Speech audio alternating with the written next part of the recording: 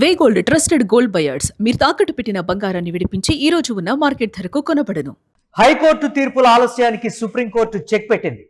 హైకోర్టులకు కఠిన మార్గదర్శకాలు సుప్రీంకోర్టు జారీ చేసింది. వాదనలు ముగిశాక 3 నెలలలోపే తీర్పు ఇవ్వాలి అంటూ కూడా సుప్రీంకోర్టు చెప్పింది. జడ్జిమెంట్ రిజర్వ్ చేసిన 3 నెలలే డెడ్ లైన్ అంటూ కూడా చెప్పింది. బెయిల్ పిటిషన్లపై ఉత్తర్వులు అదే రోజు ప్రకటించాలని కూడా చెప్పింది సుప్రీంకోర్టు. బెయిల్ ఆర్డర్లను వెంటనే ఆన్లైన్లో అప్లోడ్ చేయాలని చెప్పింది. బెయిల్ ఉత్తర్వులు రిజర్వ్ చేస్తే మరుసటి రోజే ఇవ్వాలంటూ చెప్పింది. బెయిల్, శిక్ష, సస్పెన్షన్ సమాచారం వెంటనే అధికారులకు తెలపాలని కూడా సుప్రీంకోర్టు ఆదేశించింది. ఖైదీల విడుదల 1-2 రోజుల్లోగా జరగాలంటూ సుప్రీంకోర్టు కీలకంగా కామెంట్ చేసింది. నిబంధనలు పాటించని జడ్జీల కేసులను వేరే బెంచ్కు బదిలీ చేయాలని కూడా ఆదేశించింది. కోర్టు ఉత్తర్వుల అమల్లో జాప్యం ఉండకూడదని కూడా సుప్రీంకోర్టు ఆదేశించినటువంటి పరిస్థితి. దీనికి సంబంధించి మరిన్ని అప్డేట్స్ మా కరెస్పాండెంట్ వెంకట్ అందిస్తారు. వెంకట్, సుప్రీంకోర్టు ఆదేశించినటువంటి కీలక ఆదేశాలు అంటే పెండింగ్ లో ఉన్నటువంటి కేసులు కావచ్చు, లేకపోతే ఇతరత్ర బెయిల్కి సంబంధించినటువంటివి, అలాగే తీర్పు రిజర్వ్ చేసినటువంటి వాటికి సంబంధించి కూడా ఎక్కువగా జాప్యం ఉండకూడదు అంటే దీనివల్ల ఏ విధంగా ఉండబోతోంది? ఇప్పటివరకు జరుగుతున్నటువంటి జాప్యానికి చెక్ పెట్టబోతున్నారంటారా, లేకపోతే పెండింగ్ లో ఉన్నటువంటి కేసులన్నీ కూడా త్వరితగతిన మూమెంట్ అయ్యేటువంటి ఛాన్సెస్ ఉంటాయి? ఎలా చూడాలంటారు మనం? మన దేశంలో ఉన్నటువంటి కేసుల తీవ్రతను బట్టి అంటే ఈ జాప్యం అనేది జరుగుతూ వస్తుంది.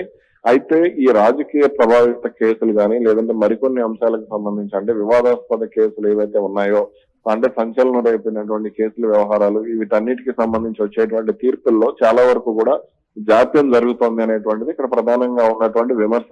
అంటే ఇటు సామాజిక మాధ్యమాల్లో కానీ, లేదంటే సాధారణ ప్రజల్లో కూడా దీనికి సంబంధించి కొంత చర్చ అయితే జరుగుతున్నటువంటి పరిస్థితి కనపడుతోంది. ఈ నేపథ్యంలోనే తాజాగా సుప్రీంకోర్టు చారిత్రాత్మకమైనటువంటి తీర్పును వెలువరించింది. హైకోర్టులో తీర్పుల ఆలస్యానికి చెక్ పెట్టింది. తీర్పులు రిజర్వ్ లో ఉంచడంపై హైకోర్టులకు సుప్రీంకోర్టు కఠినమైనటువంటి బైండింగ్ మార్గదర్శకాలను కూడా జారీ చేయడం జరిగింది. అంటే వాదనలు ముగిసిన తర్వాత 3 నెలల లోపే తీర్పు వెలువరించాలంటూ కూడా సుప్రీంకోర్టు స్పష్టం చేయడం జరిగింది. జడ్జిల నిబంధనలు పాటించకపోతే ఆ కేసులను వేరే బెంచ్ కు బదిలీ చేయాలంటూ కూడా ఆదేశాలు ఇవ్వడం జరిగింది. అలాగే హైకోర్టులో జాప్యం గానీ, తీర్పుల ఆలస్యంపై గానీ కూడా సుప్రీంకోర్టు ఆగ్రహం వ్యక్తం చేసినటువంటి పరిస్థితి ఉంది. కేసు విచారణ పూర్తయిన తర్వాత జడ్జిమెంట్ రిజర్వ్ చేసిన 3 నెలల్లోపు ఖచ్చితంగా తీర్పు చెప్పాలి. అలాగే ఉత్తర్వులను వీలైనంత వరకు మరుసటి రోజే ప్రకటించాలి, వాటిని వెబ్సైట్ లో కూడా ప్రచురించాలంటూ కూడా స్పష్టం చేయడం జరిగింది. అదే రోజు జైలు అధికారులకు పంపాలంటూ కూడా స్పష్టం చేయడం జరిగింది. బెయిల్ ఆర్డర్ వచ్చిన అండర్ ట్రయల్ ఖైదీలను అదే రోజు లేదా మరుసటి రోజు విడుదల చేయాలంటూ కూడా తెలపడం జరిగింది. ఇక తీర్పును రిజర్వ్ చేసిన తేదీని హైకోర్టు వెబ్సైట్ లో స్పష్టంగా చెప్పాలంటూ కూడా సుప్రీంకోర్టు ఆదేశాలు ఇవ్వడం జరిగింది. అంటే ఎంతవరకు కదలిక ఉండేటువంటి అవకాశం ఉంది ఈ ఆదేశాల ప్రకారం? అంటే న్యాయ వ్యవస్థలో కొన్ని లొసుగులు కావచ్చు, లేకపోతే కొన్ని అంశాల విషయంలో జరుగుతున్నటువంటి తీవ్ర జాప్యం, అది పొలిటికల్ ఇన్వాల్వ్మెంట్ అంటారా, లేకపోతే మాకు ఇంకా కోర్టు ఆర్డర్లు అందలేదని కూడా రకరకాలుగా చెప్తూ ఉన్నటువంటి కేసెస్ కూడా దేశవ్యాప్తంగా చాలా వరకు ఉన్నటువంటి మేజర్ ఇష్యూస్.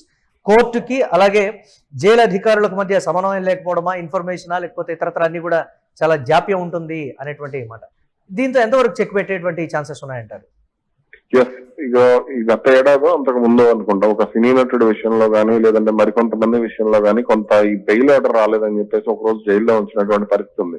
అలాగే గతంలో జైలుకు వెళ్ళినటువంటి ఒకరిద్దరు రాజకీయ నాయకుల విషయంలో కూడా బెయిల్ ఆర్డర్ వచ్చిన తర్వాత మా ఇంకా ఉత్తర్వులు అందలేదు కాబట్టి ఈ రోజు మొత్తం జైల్లోనే ఉండాల్సినటువంటి పరిస్థితి అనేటువంటిది కూడా కొంత చెప్పడం జరిగింది. కాబట్టి దీనికి సంబంధించి కూడా జాతీయ స్థాయిలో విమర్శలు వచ్చినటువంటి పరిస్థితి ఉంది. ముఖ్యంగా హై ప్రొఫైల్ కేసులు ఏవైతే ఉంటాయో ఆ కేసులకు సంబంధించి రాజకీయ ప్రోద్బలం ఉంటుంది అనేటువంటి విమర్శలు కూడా కొంత న్యాయ వ్యవస్థ ఎదుర్కోవాల్సినటువంటి దుస్థితి పట్టింది. కాబట్టే ఇక్కడ చాలా వరకు కూడా సుప్రీంకోర్టు ఈ విషయంలో చాలా జాగ్రత్తగా వ్యవహరించింది. కాబట్టి ఇక్కడ మనం కొన్ని అంశాలను అంటే తీర్పులు రిజర్వ్ చేసే అంశానికి సంబంధించి కానీ, బెయిల్ ఆర్డర్స్ విషయంలో కానీ, అలాగే కొంత తీర్పు వచ్చిన తర్వాత రిలీజ్ అయ్యేటువంటి వాళ్ళ విషయంలో కానీ, ఇవన్నీ కూడా కొంత అంటే జాప్యం లేకుండా రోజుల తరబడి జైళ్లలో మగ్గకుండా ఉండేందుకే కొంత జాగ్రత్తగా నిర్ణయం తీసుకుంది. ఇది ఒక రకంగా పర్వాలేదు, దీనివల్ల అంటే ఈ అన్యాయంగా ఉన్న వాళ్ళకి ఇబ్బంది లేకుండా పోతుంది. కానీ కొంత అంటే పెద్ద పెద్ద నేరాలు చేసినటువంటి వాళ్ళు ఎవరైతే ఉంటారో వాళ్ళకి సంబంధించి మాత్రం ఇది కొంత కరెక్ట్ కాదు అనేటువంటి భావన కూడా కొంత వ్యక్తమవుతుంది. అంటే వాళ్ళు తప్పించుకుని పోవడానికి కూడా కొంత అవకాశాలు ఉంటాయి అనేటువంటిది కూడా వినపడుతున్నటువంటి విమర్శ. కాబట్టి మరి దీని విషయంలో సుప్రీంకోర్టు భవిష్యత్తులో ఎటువంటి మార్గదర్శకాలు విడుదల చేస్తుందనే చూడాలి. Right, thanks for updates Venkat. ఇక హైకోర్టు తీర్పుల ఆలస్యానికి సుప్రీంకోర్టు చెక్ పెట్టింది. హైకోర్టులకు కఠిన మార్గదర్శకాలు జారీ చేసింది సుప్రీం. వాదనలు ముగిశాక 3 నెలల్లోపే తీర్పు ఇవ్వాలని కూడా సుప్రీం చెప్పింది. జడ్జిమెంట్ రిజర్వ్ చేసిన 3 నెలలే డెడ్ లైన్ అంటూ కూడా కీలకమైనటువంటి ఆదేశం ఇచ్చింది. బెయిల్ పిటిషన్లపై ఉత్తర్వులు అదే రోజు ప్రకటించాలి. ఇది పర్టికులర్ గా జరుగుతున్నటువంటి జాప్యం అనేది కూడా గుర్తించింది సుప్రీం. బెయిల్ ఆర్డర్లను వెంటనే ఆన్లైన్ లో అప్లోడ్ చేయాలంటూ కూడా చెప్పింది. బెయిల్ ఉత్తర్వులు రిజర్వ్ చేస్తే మరుసటి రోజే ఇవ్వాలంటూ కూడా చెప్పింది. బెయిల్, శిక్ష, సస్పెన్షన్ సమాచారం వెంటనే అధికారులకు తెలపాలని కూడా సుప్రీంకోర్టు ఆదేశాలున్నాయి. ఖైదీల విడుదల 1-2 రోజుల్లో జరిగిపోవాలని కూడా సుప్రీం కీలకంగా ఆదేశం ఇచ్చింది. ఇక వేరే బెంచ్కు బదిలీ చేయాలనే ఆదేశాలు కూడా ఇచ్చింది. కోర్టు ఉత్తర్వుల అమల్లో జాప్యం ఉండకూడదని సుప్రీం ఆదేశించింది.